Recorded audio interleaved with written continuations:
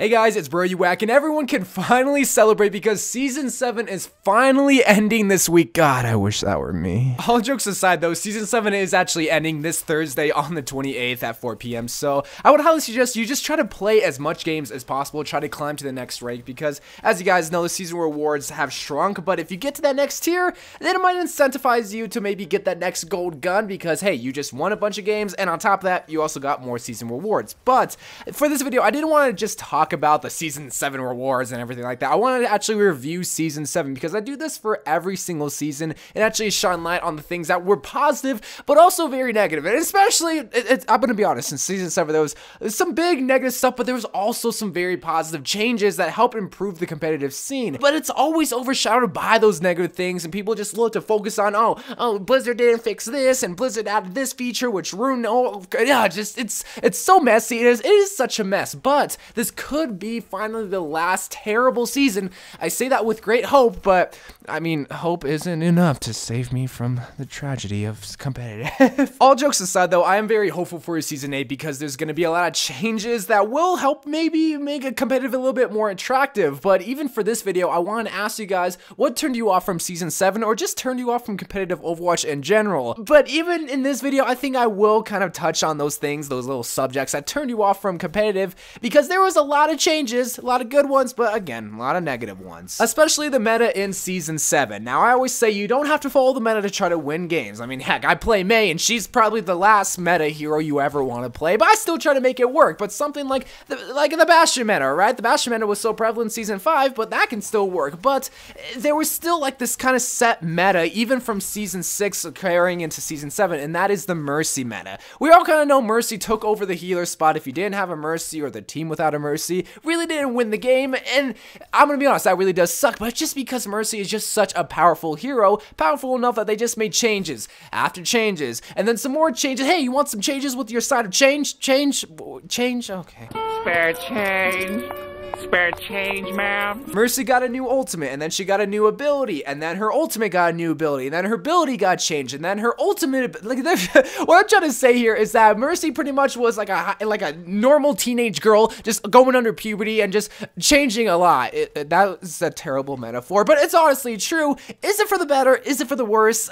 Again, nobody likes change, especially for a powerful and popular hero like Mercy. I mean, she was still a great hero. After her changes, she was still an awesome hero. Now I just feel like she's a balanced hero, but especially still at the end of Season 7, maybe when Ana comes back into the meta with the changes on console, maybe that will switch, but I can foresee Mercy still being one of the best healers, let alone the best heroes in all of Season 8. Will she be getting more changes in her future? I really hope not, because I can't keep up with it. Like I said, she's pretty much like a teenage girl going through puberty. So many changes, I can't keep up with it. That might have been a little bit sexist, but it's all in good fun. But other heroes that were kind of thrown into the meta and kind of dropped from the meta, a duo like Pharmacy is still very prevalent, but that doesn't mean the other DPS are useless. Like heroes like Genji and heroes like Soldier will still be forever at like A tier, but then other heroes like McCree and maybe someone like a Sombra or even a little bit of Doomfist. Doomfist is probably the least played DPS hero in all of Season 7 just because he's a little bit broken, but still the DPS category is very chock full of heroes that you can still play. You don't always have to play the Pharmacy. You don't always have to play the Tracer,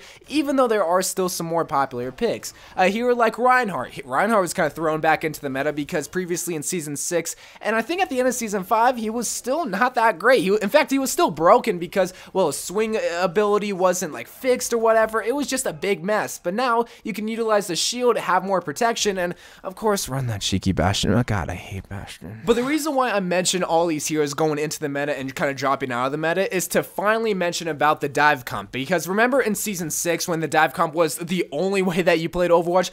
You played a Winston, you played a Lucio. All of these changes help negate the current competitive meta pretty much because everyone complained about the dive comp, how it's so overpowered, how there's no way to counter it, even though there's tons of ways that you can.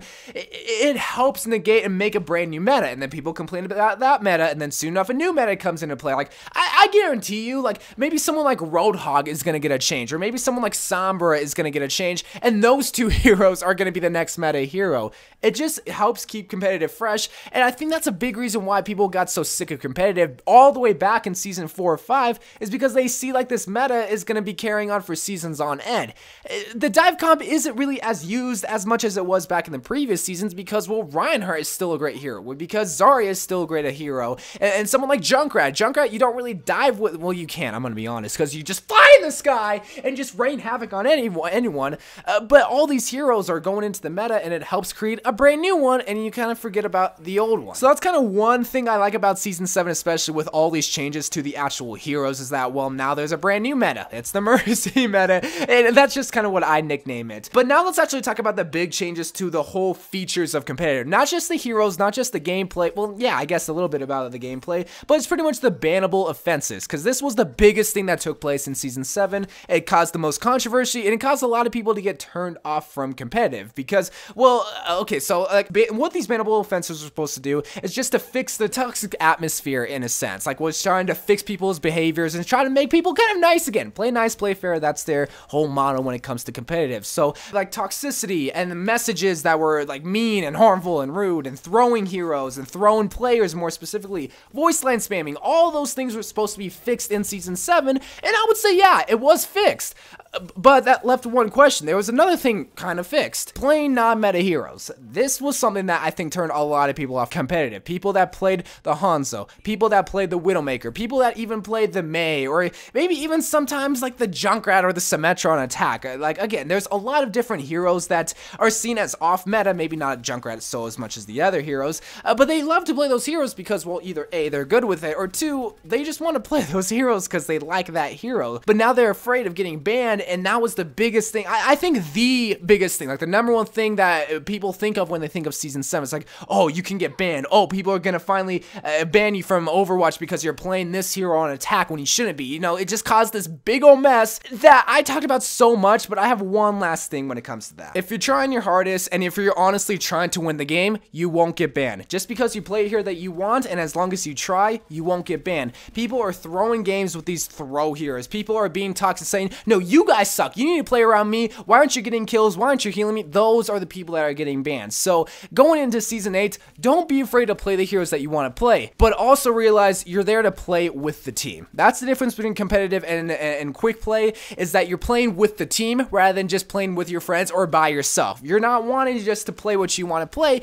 Okay, let me phrase that. You can play the heroes that you want to play, but also have in mind about the family. Think about your teammates. Think about the 5 other people on your team, and think about the 6 other players on the other team that are going to be countering you. If they have a soldier, if they have a Pharah, if they have a Zenyatta, if they have all those heroes, and you're playing Symmetra on attack, maybe not the best idea to play Symmetra on attack, you know? People have yelled and cried to Blizzard, hey, why are these people getting banned because they're afraid that they're one-trick pony kind of behavior, which I'm not trying to point fingers saying, oh, you shouldn't one-trick pony. It's a video game, dude. You're going to play what you want to play.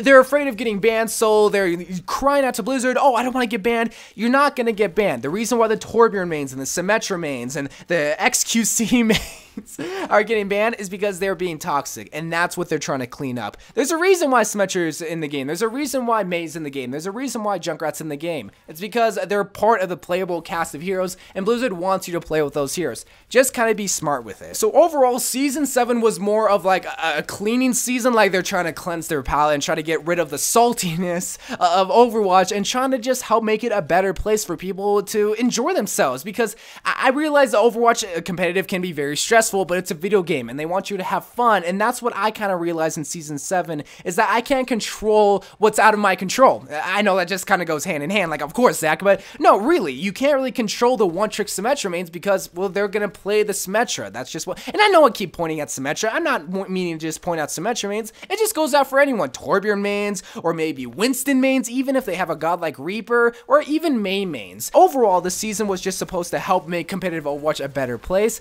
and I feel like they did did succeed at that, but it was overshadowed by those controversial things that happened. They did clean up a lot of toxic players. A lot more toxic players did get banned. Salty players are getting dealt with. And honestly, I think the mission that Blizzard set out for was honestly achieved, but there's still a lot of problems, and I think the biggest problem is that people are afraid to play the heroes that they want to play with. But I feel like that will be fixed in Season 8. And again, another video will be talking about Season 8 more into detail, but it was a step in the right direction. I don't know how many steps, maybe it was 7,000, or maybe it was just 7 steps. Either way, it was just at least one step forward towards the end goal, which is make competitive Overwatch a fun place to go into for people that want to just excel in Overwatch, that want to just participate in something much more greater than just a casual video game that you can just hop into quick play for, playing with randoms or just playing with a bunch of people that you don't know and getting that victory, like sweet victory that we all know and love. So yes, I do realize that people kind of got turned off from competitive because of not being able to play the heroes that they want to play with, because of the salty players that will flame them, or they just don't like it.